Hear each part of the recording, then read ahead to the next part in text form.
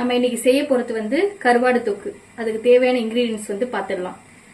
கொடுவா கருவாடு வந்து 100 கிராம், சின்ன வெங்காயம் 1/4 கிலோ, 2 பெரிய வெங்காயம், தக்காளி ஒரு 2 தக்காளி, பெரிய தக்காளி, ஒரு பச்சை மிளகாய், 2 பூண்டு வந்து நான் இடிச்சு வச்சிருக்கேன், ஒரு சின்ன துண்டு இஞ்சி அதையும் சேர்த்து இடிச்சு வச்சிருக்கேன், கொஞ்சம் கருவேப்பிலை, அப்புறம் மஞ்சத்தூள், மிளகாத்தூள், எண்ணெய். இதான் இதுக்கு தேவையான இன்கிரீடியன்ஸ்.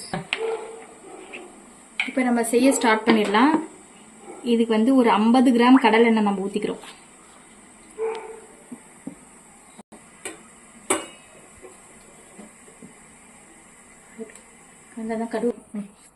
இப்போ எண்ணெய் காஞ்சிருச்சு. எண்ணெய் காஞ்சதும் கொஞ்சம் கடுகு, ஒரு ஸ்பூன் ஜீரகம் இது போட்டு கொஞ்சம் பொரியட்டும். கருவாடு தொக்கு வந்து எண்ணெய் கொஞ்சம் அதிகமாக போட்டாக்க நம்மளுக்கு டேஸ்ட் வந்து நல்லா வரும். வெடிக்கட்டும். இப்போ கடுகு பொரியுது நல்லா. இந்த டைமில் வந்து ஒரு பிஞ்ச் வந்து பெருங்காயத்தூள் போட்டுக்கலாம். பெருங்காயத்தூள் போட்டுட்டு சின்ன வெங்காயம் போட்டுக்கலாம். சின்ன வெங்காயம், பெரிய வெங்காயம் 2த்தையும் போட்டு ஒரு 2 நிமிஷம் வதக்கலாம்.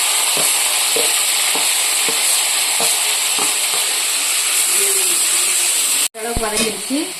இப்போ வெங்காயம் வந்து ஓரளவுக்கு வதங்கிடுச்சு. இந்த ஸ்டேஜ் வந்து அந்த இஞ்சி பூண்டு தட்டி வச்சுக்கணும் இல்லையா, அதை கருவேப்பிலை, இந்த பச்சை மிளகாய் 3த்தையும் போட்டுட்டு ஒரு மிக்ஸ் பண்ணிடலாம். ஒரு மிக்ஸ் பண்ணிட்டு தக்காளியும் உடனே போட்டுடலாம்.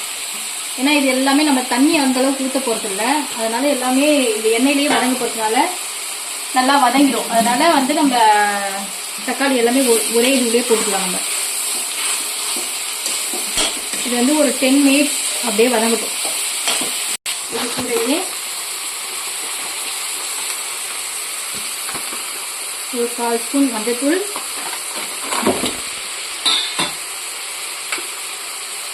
ஒரு 2 ஸ்பூன் மிளகாத்தூள் போட்டுக்கலாம். ஏன்னா இது காரம் கொஞ்சம் நல்லா இருந்தாக்கா நம்மளுக்கு நல்லா இருக்கும் டேஸ்ட்டு. அதனால மிளகாத்தூள் வந்து அதிகமாக போட்டுக்கலாம். நம்ம மிக்ஸ் பண்ணி வச்சு இது நல்லா வதங்கட்டும். நம்ம இப்போ வந்து கொடுவா கருவாடு வாங்கிட்டோம், அதுலேயே உப்பு இருக்கும். அதனால நம்ம வந்து எல்லாம் கருவாடெல்லாம் போட்டுட்டு லாஸ்ட்டாக செக் பண்ணிட்டு உப்பு போட்டுக்கலாம். நம்ம ஏன்னா ஃபர்ஸ்ட்ல வந்து உப்பு போட வேண்டாம். இப்போ வந்து இது ஒரு 5 to 10 மினிட்ஸ் நல்லா வதங்கட்டும். எண்ணெய் நல்லா பிரிஞ்சு வந்துருச்சு. வெங்காயம் தக்காளி எல்லாம் நல்லா வதங்கிடுச்சு.